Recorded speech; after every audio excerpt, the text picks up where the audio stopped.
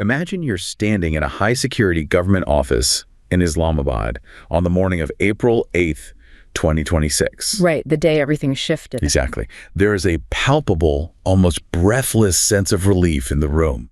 After weeks of frantic, behind-the-scenes maneuvering between Washington and Tehran, the impossible has happened. A signed 15-day ceasefire. It was a massive, unprecedented breakthrough. It really was. For the first time in months, it felt like the Middle East was finally going to stop exhaling fire. But then the clocks hit the 10-minute mark. Wow. Yeah. Not the start of the peace, but the beginning of a coordinated nightmare.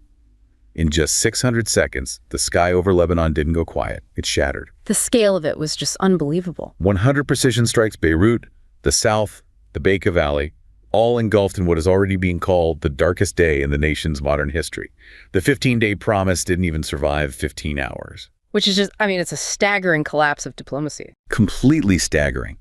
I watched the footage of Pakistan's defense minister, Khawaja Asif, shortly after the news broke. He didn't look like a polished diplomat anymore. He looked like a man who had been publicly humiliated on the global stage. He was furious. Understandably so. Absolutely. He used a word you rarely hear in the careful language of statecraft. He said Israel needs to be muzzled. He spoke about Pakistan's attained position, a thin-veiled reference to the nuclear weight they carry, as if he were ready to pull the leash himself. That phrasing is so deliberate, right? It changes the whole dynamic. It does. It leaves you with a chilling set of questions.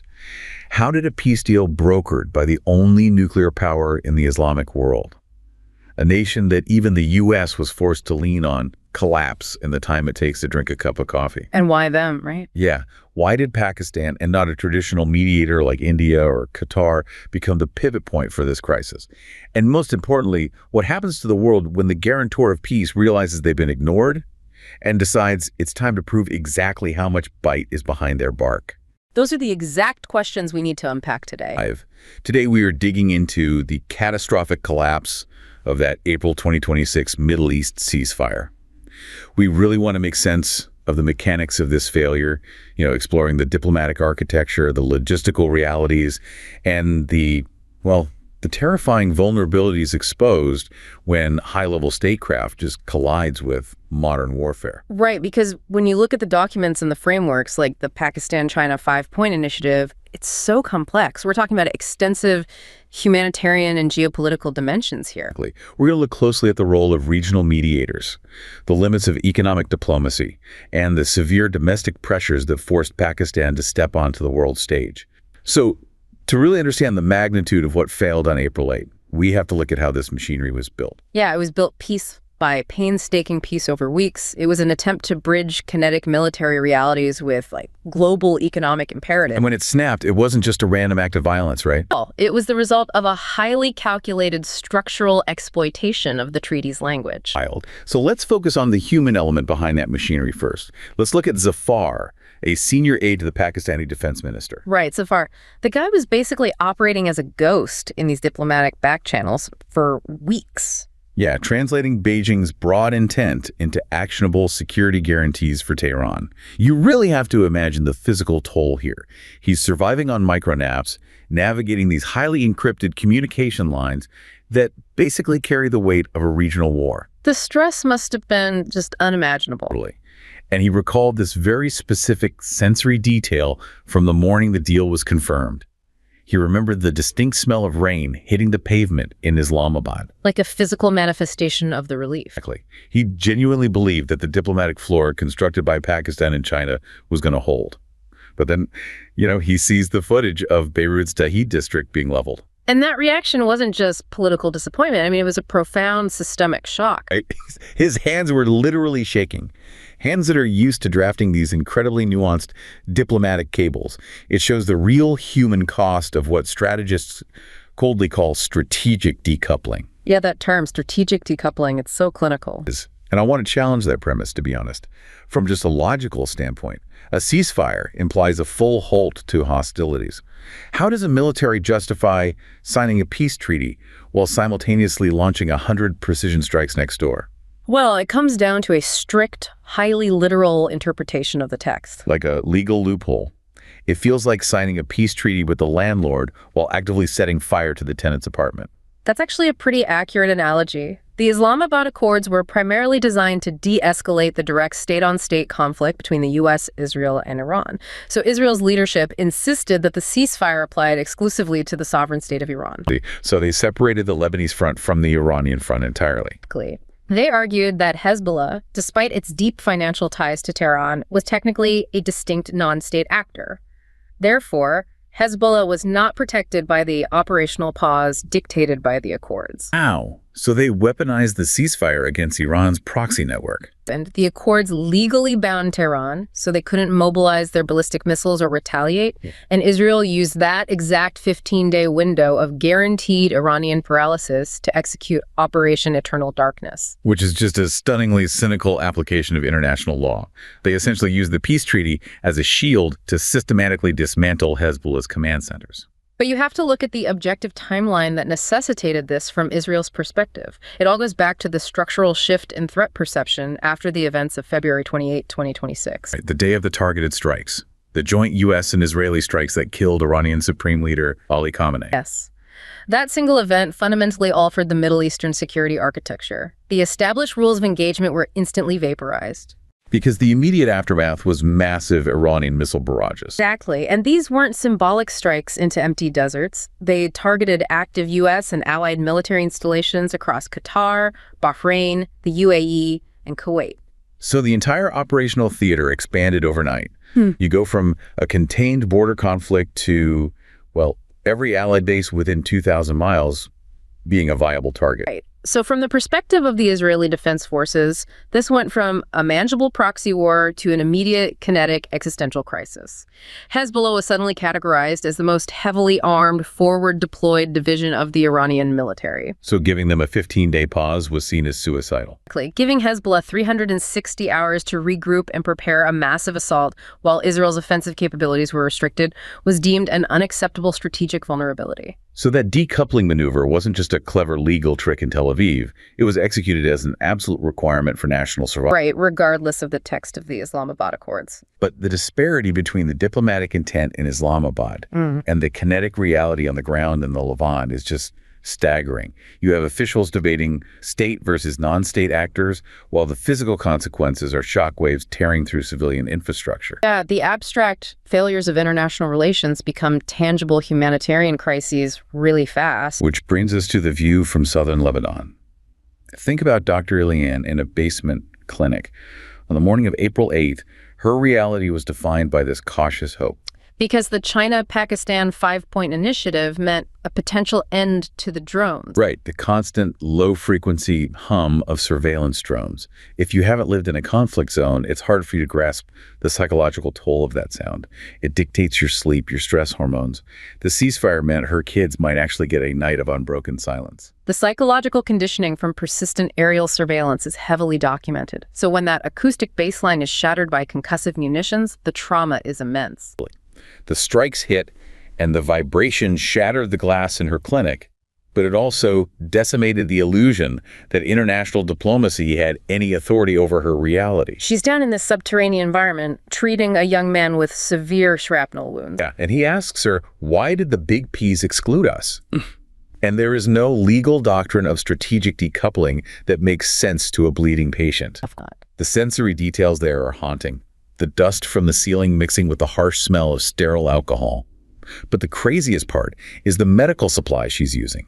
She is tearing open emergency trauma kits stamped with "Made in China." Which is such a bitter irony. That's a direct manifestation of the economic and humanitarian components of the mediation effort. Those kits were supposed to be the vanguard of a broader stabilization effort promised by the 5-point initiative. But instead, they're just padding up victims of the very violence the initiative failed to prevent. Dr. Eliane and her patients were basically reduced to mathematical variables factored out of the ceasefire equation. Which is heartbreaking. So to understand why those variables were discarded, we need to analyze the actual architecture of that China-Pakistan 5-point initiative. Let's look at that March 31 meeting in Beijing between Pakistani Foreign Minister Ishaq Dar and Chinese Foreign Minister Wang Yi. Yeah, on paper, it's a theoretical masterclass in conflict resolution. Let's break down those 5 points for you because they represent this multi-layered approach. What were the specific pillars? Well, point one demanded an immediate cessation of hostilities to prevent geographic expansion and the mandatory unhindered delivery of humanitarian assistance. Okay, so stop the shooting and get the aid in. What was point two? Point two outlined the rapid start of comprehensive peace talks, explicitly prioritizing the sovereignty of Iran and the Gulf states. I agree. That focused on the strict protection of non-military targets. It demanded an absolute halt to attacks on civilian populations and critical infrastructure like power grids and water desalination plants. Which is the baseline for civilian survival. And point four handled the macroeconomic factors, right? Exactly. Point four mandated the security of global shipping lanes, specifically the Strait of Hormuz, to guarantee the safe passage of commercial maritime traffic. Point five called for a recommitment to the primacy of the UN Charter, urging a return to multilateralism to sideline unilateral military actions. I mean, analyzing that list, it addresses everything. The kinetic violence, the political dialogue, the humanitarian baseline, the global choke points, the UN legal framework. It seems flawless. It is structurally flawless in a vacuum, but April 8 proved that a five-point plan is fundamentally impotent without a concrete, synchronized enforcement mechanism that binds all combatants simultaneously. That's the core failure. The architecture assumed that all the belligerents shared a desire for systemic stability. Right. It presumed the U.S., Israel, Iran, and Hezbollah all viewed regional collapse as the worst-case scenario. But Israel and Hezbollah weren't operating on that logic. They were locked in a zero-sum struggle for localized survival. You can't enforce peace on actors who believe that compliance equals annihilation. Exactly. If your enforcement relies on mutual goodwill and future economic integration rather than immediate military deterrence, a loophole like strategic decoupling will inevitably be exploited. Which brings us to the central geopolitical anomaly here. We have this rapidly expanding conflict: the U.S., Israel, Iran, Lebanon, Syria, Yemen. But the pivot point for the mediation is Pakistan. Yeah, a South Asian nation dealing with its own severe domestic crises became the indispensable mediator in a Middle Eastern war. It totally defies traditional geopolitical expectations.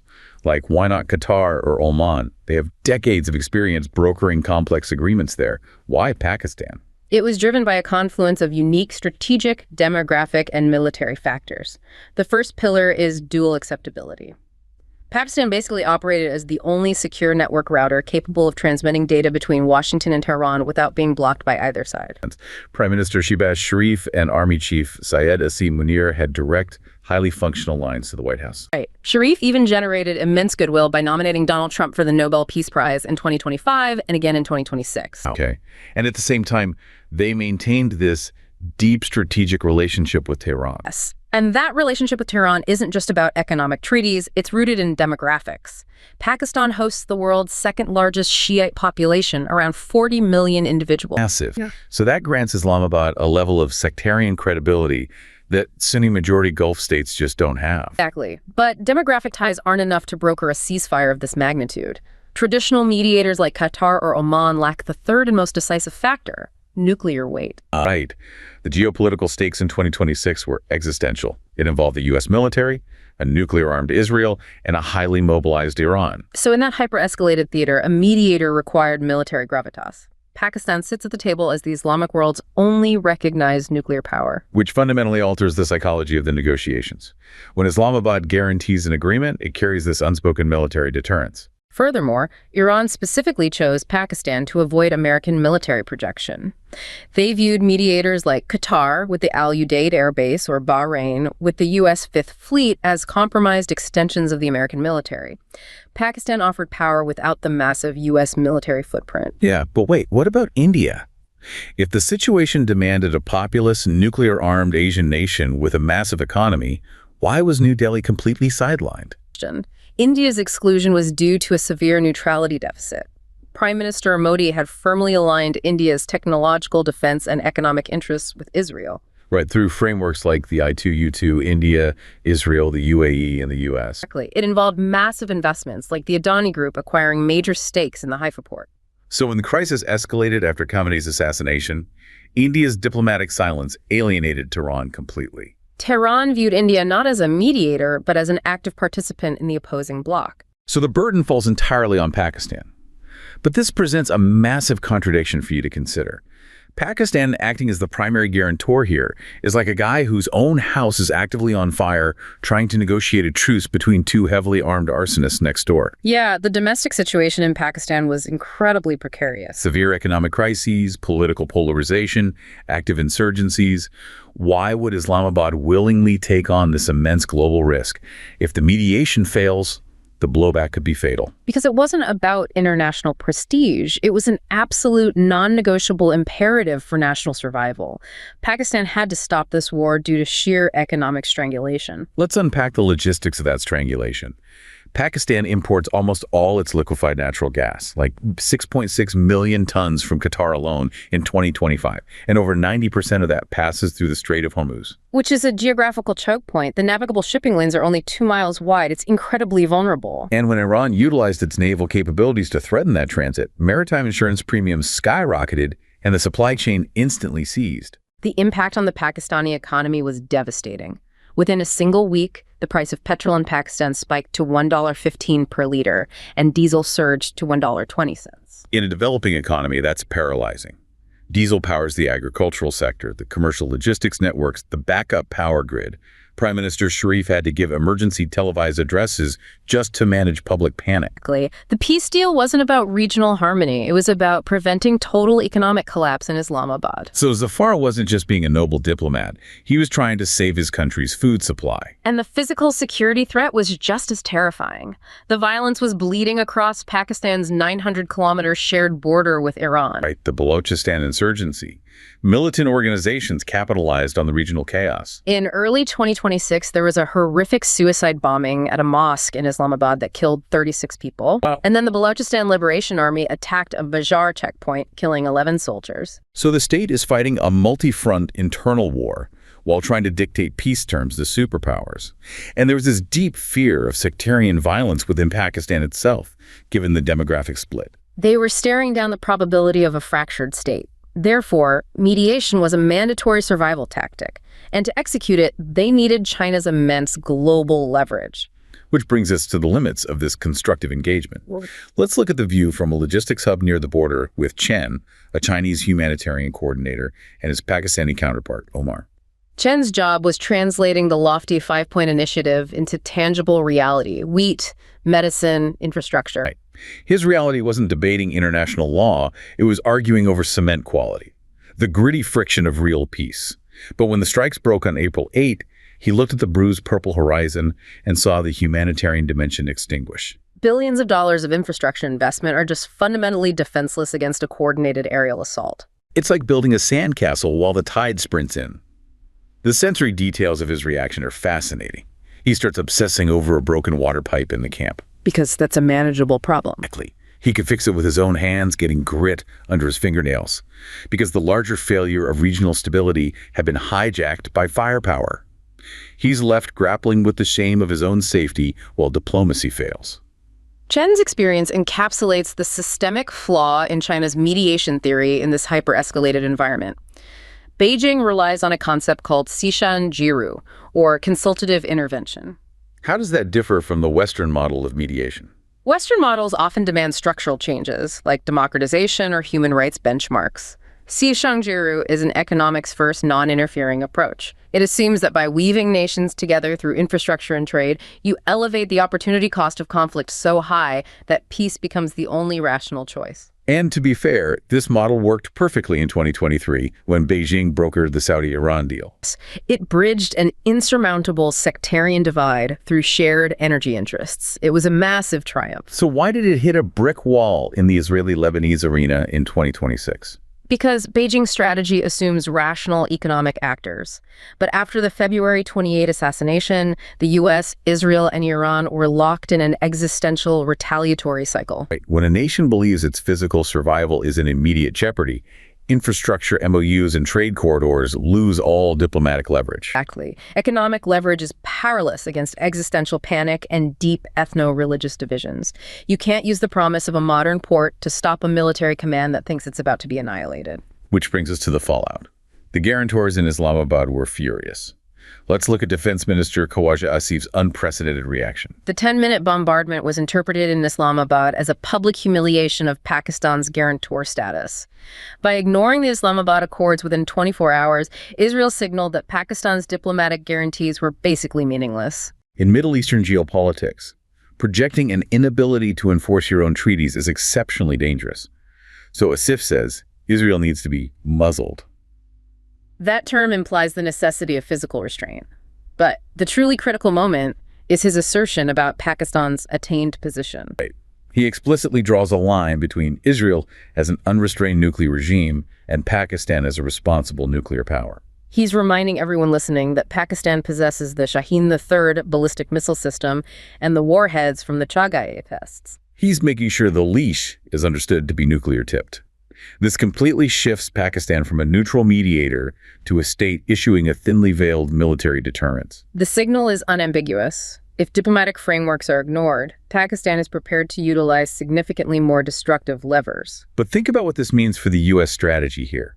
Vice President Vance and U.S. envoys actively pushed Pakistan to mediate because Washington couldn't directly negotiate with Tehran. Right, the U.S. needed Islamabad to construct a bridge. So if the U.S. leans on Pakistan to secure the accords, and then Israel, the U.S.'s most deeply integrated ally, completely ignores the mediation to launch a massive bombing campaign, hasn't the U.S. lost control of its own regional architecture? Absolutely. The U.S. strategy relied on compartmentalization, using Pakistan to pacify Iran while managing Israel through bilateral channels.